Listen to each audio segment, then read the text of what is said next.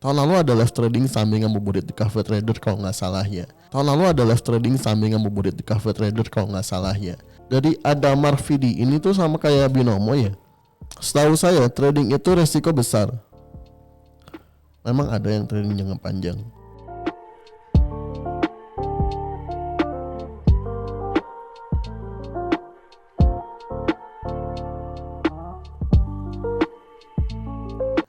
Halo semuanya, bertemu lagi bersama saya Vincent ya. Jadi di kesempatan kali ini ada di segmen trader bertanya mentor menjawab di episode 24 ya. Jadi di episode 24 ini saya sendirian gitu ya. Kenapa sendirian? Gak apa-apa. Ya, lebih enak sendiri gitu. Oke, di sini saya udah mendapatkan pertanyaan-pertanyaan selama 1 minggu ke belakang ya, dan ini banyak banget, benar-benar banyak banget gitu.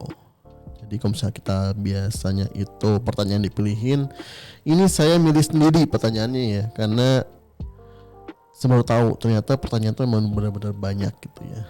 Oke, untuk mempersingkat waktu ya dan mempersingkat durasi juga, kita lanjut ke pertanyaan aja. Mana ya?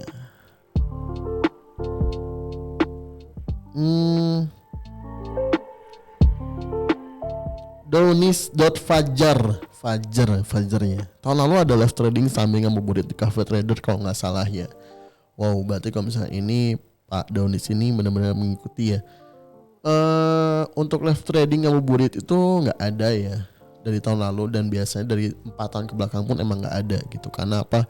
Karena live trading ngabuburit itu biasanya sih kita adakannya di Zoom, Pak ya. Di Zoom.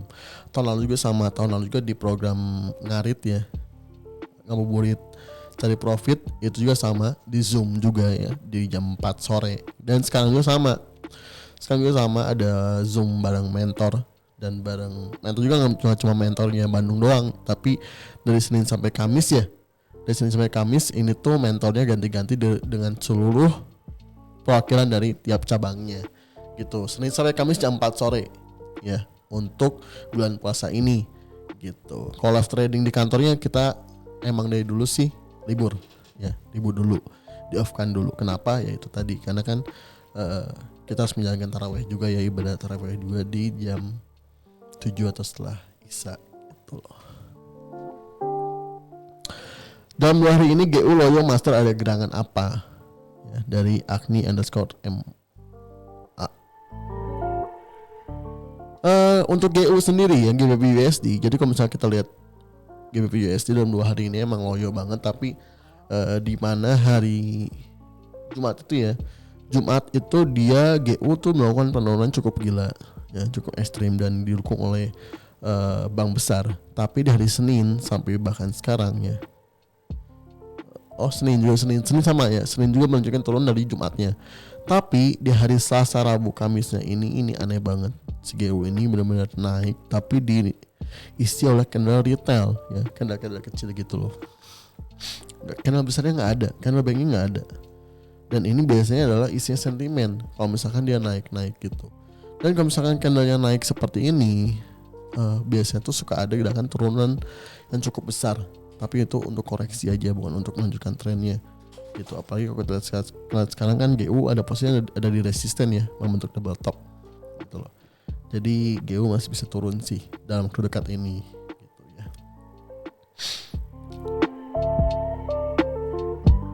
Lanjut ke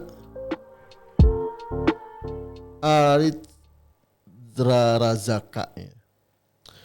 Kalau dia candle bisa miss nggak Master? 3 candle selama ini di backtest itu belum pernah, di backtest dan forward test itu belum pernah miss ya.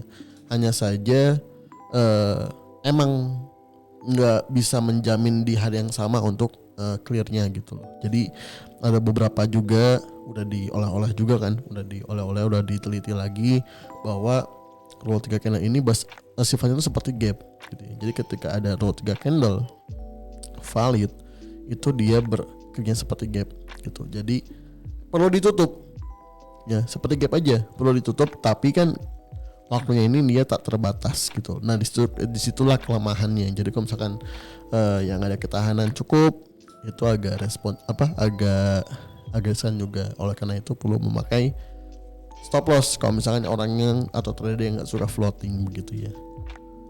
Kalau dibilang misi enggak, belum. Jadi ada Marvidi ini tuh sama kayak binomo ya. Apakah lossnya itu diambil oleh broker? Kalau seperti binomo apa ya? Kalau binomo sih sistemnya beda ya. Kalau misalnya cara analisanya saya lihat sama ya.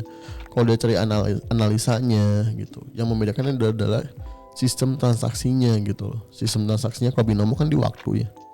Kita menentukan 5 menit ke depan nih. 5 menit ke depan atau 5 detik ke depan ya, atau 1 menit ke depan. Nah itu kita menentukan itu kalau di binomo tuh. Nah kalau misalnya itu binari kan binomo tuh. Kalau misalnya di trading forex itu ada enggak. Jadi kita filosofi dagang banget ya, bukan judi. Kalau binomo kan judi ya. Kenapa seperti judi? Karena dibatasi oleh waktu. Sedangkan dagang itu nggak dibatasi oleh waktu. Itu ada kok keterangannya tuh. Nah kalau misalnya trading forex itu nggak dibatasi oleh waktu, jadi kita menganalisa harganya. Ya. Harganya contohnya emas mau naik ke 2000, ya. Mau selama 1 tahun, 2 tahun ke 2000-nya itu belum disentuh, ya itu nggak akan ketutup, ya. Nggak akan ketutup selama posisinya nggak ditutup sama bapak atau ibunya sendiri, gitu loh. Jadi beda, ya. Kalau cara analisanya sama, pakai average, pakai support resisten, pakai candlestick, itu sama banget analisanya, tapi cara sistem dagangnya itu yang berbeda. Kalau misalnya binomo itu dipakai waktu, kalau misalnya trading forex itu nggak pakai waktu. Itu sih yang membedakannya tuh. Kalau loss diambil oleh broker, nggak kok. Kita lossnya itu lossnya kemana? Ya, soal pertanyaan kayak gitu kan. Lossnya itu kemana? Lossnya itu selalu untuk dipakai ya, untuk yang untung ya, pastinya kan jual beli ya. Sebenarnya bukan loss, tapi jual dan beli. Sebenarnya itu ada orang yang beli, ada orang yang jual. Ya. Ketika kita cut loss, artinya kan kita contoh buy GBP USD. Itu artinya apa? Beli pound sterling, jual USD. Nah, katanya harga rugi tuh ya, di buy atau dia turun, gitu. Nah tadinya kita beli di atas, nggak tahu dia turun ke bawah. Nah untuk menghindari kerugian lebih banyak lagi, kita cut loss. Cut loss itu jadi sistemnya adalah jual pound sterling, beli USD. Nah kita menjual, jadi disitulah ya. Dadanya kemana? Ya dadanya adalah ke bursa ya. Pasti itu untuk kemana? Ya. Untuk itu tadi bayar yang profit itu gitu. Sistemnya kayak gitu. Sedangkan broker dapat untung dari mana? Broker tuh nggak dapat untung dari ruginya bapak ibu. Ya, tapi broker yang benar itu adalah mendapatkan untung ketika transaksi ibu ada gitu loh ya. Jadi semakin banyak transaksinya, semakin banyak biaya yang dikeluarkannya, maka broker semakin untung gitu loh. Jadi nggak ada sih broker yang mengharapkan membernya itu habis dananya ya. Nggak. Justru broker yang benar itu mengharapkan membernya itu adalah tumbuh berkembang sehingga betah transaksi di broker tersebut. Itu ya seperti itu. Beda banget kan.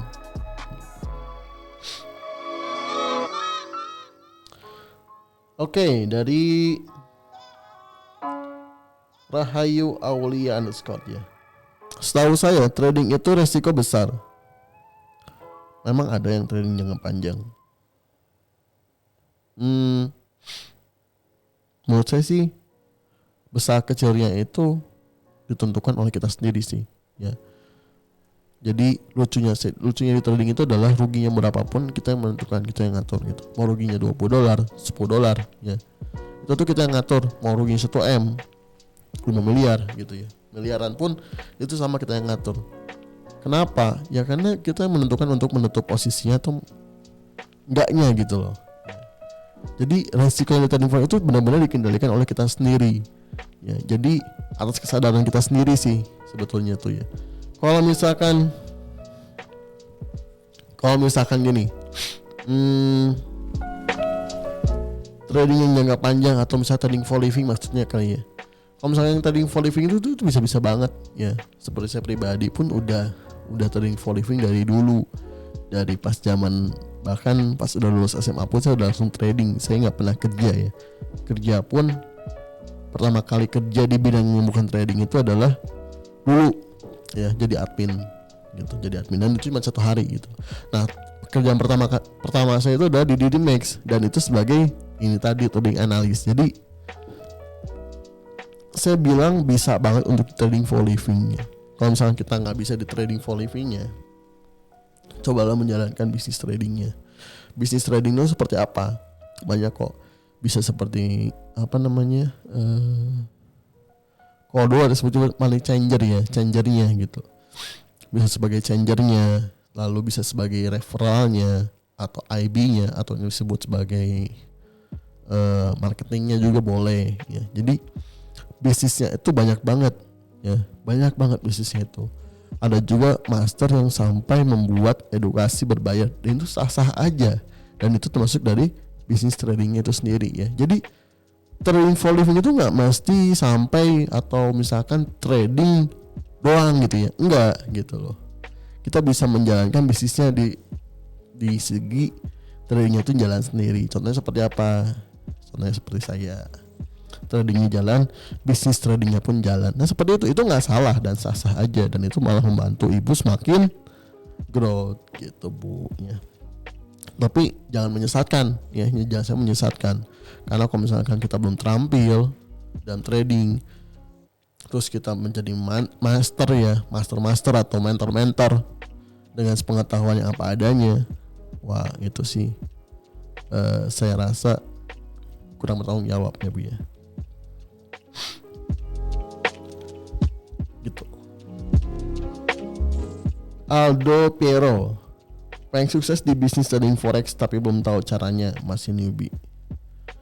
Yang pastinya kalau pengen bisnis sukses di trading forex ini, Bapak Aldo harus belajar sih ya, harus belajar, harus tekun, dan harus meluangkan waktunya ya, karena belajar trading forex itu emang membutuhkan fokus yang lebih tinggi dibandingkan yang lainnya gitu. Saya bilang begitu kenapa? Karena banyak orang yang mencampur-campuri dan tidak fokus belajar, itu malah jadi terumbang-ambing sana sini gitu loh. Paham kan ya? Jadi ya kayak kita pengen belajar motor deh. Ya, kayak kita pengen belajar motor. Itu kan kita tuh benar-benar tekun gitu belajarnya tuh ya. Jadi benar-benar meluangkan waktunya untuk belajar motor. Nah sama belajar trading juga kayak gitu, harus ada waktu yang diluangkan untuk belajar ya. Setelah itu apakah setelah belajar bisa sukses gitu? Belum tentu juga ya, belum tentu juga. Jadi setelah belajar itu Bapak tahu caranya menganalisa itu kayak gimana, pergerakan market itu kayak gimana, rasanya rugi itu kayak gimana. Nah itu ya. Nah, kalau misalnya sukses itu didapatnya oleh apa? Oleh konsistennya. Gitu sih, ya. Jadi kalau mau sukses di trading forex, kuncinya adalah disiplin belajar dan disiplin menjalankan teknik Bapak gitu ya. Dari Muhammad Akbar Fadilah, split di DDMax kenapa besar? Kalau untuk besar kecil tuh saya bilang kecil ya, nggak disebut besar sih. Kenapa? Karena kalau boleh dibandingkan nih ya, boleh dibandingkan dengan broker-broker yang ada. Untuk gold itu di kita 35 ya. Untuk gold di kita 35.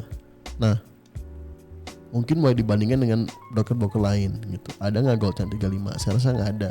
Biasanya gold itu berada di 50, 70 ya, 80. Itu gold biasa segitu. Kalau untuk di DDMax kita splitnya 35 gitu loh. Untuk mata uang cross pairnya kita di 40 atau 4 pip ya gitu, 4 pip. Nah untuk cross pair sendiri kan di broker lain juga sama, ada yang sampai 7, 8 bahkan 11 pun ada gitu. Tapi kalau di DDMax ini cross pairnya 4. Tapi untuk di mayornya ya kita ada selisih gitu. Ada broker juga yang sampai 0,8 ada. Nah di DDMax juga sama ya, di DDMax kadang 0,8 sampai 1,8. Ini floating. Jadi kalau misalnya di DDMax spreadnya itu menurut saya kecil ya, menurut saya kecil. Lalu lanjut lagi ya, dari riz.aa baca gitu. Bagaimana cara memulai trading forex bagi pemula? Oke, bagaimana cara memulai trading forex untuk pemula? Yang pertama kali untuk mendapatkan ilmunya adalah satu ya, kita Google dulu apa itu trading forex. Jadi kita pelajari dulu nih ya, pelajari dulu sejarahnya tuh kayak gimana gitu. Itu tuh penting banget biar kita nggak bingung ya, nggak bingung apa pada saat kita rugi kita langsung curiga, wah ini mah judi kayaknya. Nah jangan sampai kayak gitu, tapi harus dipelajari dulu sejarahnya ya, harus dipelajari dulu sejarahnya awal mulanya trading forex itu seperti apa. Lalu kedua adalah kita belajar brokernya, kita mempelajari brokernya. Broker itu banyak, ada broker luar, ada broker lokal. Nah kita pelajari itu plus minusnya ya, plus minusnya kita pelajari. Udah menemukan brokernya, lalu kita lanjut ke platformnya ya, di platformnya kita pelajari cara mengoperasikan MetaTrader. Itu ada dua sih, yang di PC sama yang di HP gitu ya, yang di Android atau iPhone. Nah itu gitu, jadi sampai sini itu tadi sejarah, lalu broker, lalu cara mengoperasikan MT5-nya atau MT4-nya, lalu udah gitu ke tekniknya, ke candlestick ya, ke candlestick, support resistance dan sebagainya. Itu dulu gitu. Kalau misalkan masih bingung, berarti Bapak Ibu harus gabung dengan siapa aja gitu. Yang mau edukasi berbayar, edukasi gratis, itu boleh banget Bapak Ibu pilih gitu. Karena semakin Bapak Ibu mau merogoh koceknya ya untuk belajar trading forex, ya itu berarti Bapak Ibu udah serius sih di langkah itu gitu. Contohnya aja seperti kita masuk TK ya, anak kita masuk TK itu tuh bayar kan gratis ya. Nah sama, apalagi trading forex untuk belajar untuk mencari uang, itu baru belajar untuk baca doang udah bayar. Ini kita belajar mencari uang kok mau gratisan ya. Di Dimex pun sama, di Dimex tuh nggak semuanya gratis, nggak ya. Kenapa saya bilang begitu? Karena edukasinya kita emang gratis, tapi untuk modal tradingnya kita nggak menyediakan. kita nggak menyediakan modal tradingnya gitu. Jadi di kita itu ada yang bilang tuh, wah di Dimex mah nggak gratis, tutup aja ujungnya tetap deposit dulu gitu. Ya kan, deposit itu untuk untuk modal Bapak Ibu trading ya. Dan sesuatu butuh modal. Kita mau usaha tapi nggak ada modal, sebenarnya agak susah ya, agak susah. Nah gitu loh. Oke, lanjut ya. Berapa pertanyaan lagi? Satu. Oke ya, satu pertanyaan lagi nih. DMD_DST, wah ini sering banget bertanya. Ketika kita open kena SL karena harga melakukan false break, apakah bisa re-entry posisinya? Ketika kita kena OP, kena stop loss karena harga melakukan false break, apakah bisa re-entry posisinya? Bisa ya. Jadi kan false break itu adalah atau fake out ya. False break atau fake out itu posisi di mana yang tadinya kita, contohnya kita nge-sell nih, misalnya di area resisten, lalu nanti harga ke atas ya, ke atas nyentuh stop loss kita yang di atas resisten itu tadi. Nah setelah itu candlenya dia ke bawah, masuk lagi ke dalam resistennya, ke bawah lagi ya. Itu bisa kalau close-nya di bawah resistennya tadi dalam satu candle ya. Jadi false break ini mesti dipahami dulu nih. False break itu berlaku bila satu candle berikutnya lagi itu dimasukin ke dalam lagi ya. Kalau misalkan dua candle baru masuk ke bawah lagi, itu nggak masuk false break, itu udah masuk breakout. Tinggal cari support aja untuk nge-buy-nya. Tapi kalau false break ketika kita kena SL ya, contohnya kita nge-sell lalu dia naik, lalu candle berikutnya dia turun lagi, nah masuk ke dalam resisten, itu bisa entry sell lagi ya, itu sih, itu false break seperti itu ya. Ingat, jadi jangan sampai kita salah paham terhadap false break atau fake out. Itu satu lagi nih bagus nih ya, untuk pemain indeks ya, dari Nadia.Iwanda. Balance 10.000 main Nasdaq aman gak ya? Untuk aman gaknya itu tergantung dari cara kita tradingnya gitu. Tapi kalau misalkan masalah kenyamanan, untuk 10.000 di Nasdaq itu rasanya kurang sih ya. Saya juga dari 50.000 main di Nasdaq tuh, masuk di Nasdaq ya, masih sering ya deg-degan ya, karena range itu luar biasa, 4 kali lipat dibandingkan SAU ya. SAU pun ada contoh kayak gini, di SAU 10 poin, di Nasdaq itu bisa jadi 40 poin dalam satu candle. Jadi kebayangkan Kalau misalnya kita salah langkah dikit doang, ya salah analisa dikit doang nih ya, udah keteteran. Kalau misalkan ada ketahanan nggak masalah, ya bisa di votingin bisa, atau averaging di bawahnya bisa. Ya. Nah itu seperti itu. Tapi kalau misalkan 10.000 ya menurut saya sih kurang nyaman ya, kurang nyaman untuk trading di Nasdaq. 10.000 di masanya masih susah kadangnya, karena masih susah gitu loh. Oke, paling itu sebagai pertanyaan penutup ya. Semoga menjawab semua. Meskipun ini belum masih banyak banget sih, masih banyak banget serius, ini masih banyak banget. Ya, gak apa-apa. Nanti di kisah berikutnya pasti dijawab nih, pasti dijawab oleh mentor berikutnya. Mentor berikutnya siapa?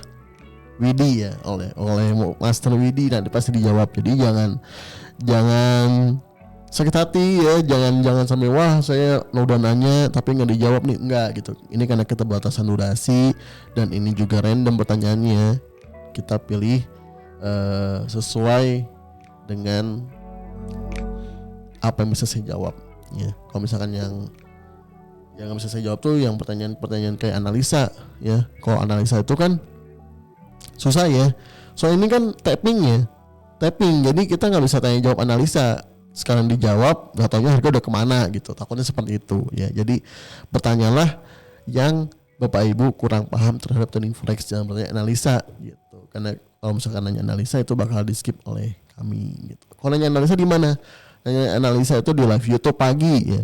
Live YouTube pagi setiap jam 10 ya, Senin sampai Jumat 10 pagi di Dimex Official. Oke. Baiklah, kalau begitu jangan lupa subscribe teman-teman ya. Jangan lupa subscribe juga, nyalakan lonceng notifikasinya biar nggak ketinggalan berita seputar Dimex. Oke, saya Vincent pamit undur diri dan sampai jumpa di kesempatan berikutnya lagi. Tanda bertanya, mentor menjawab. Bye bye.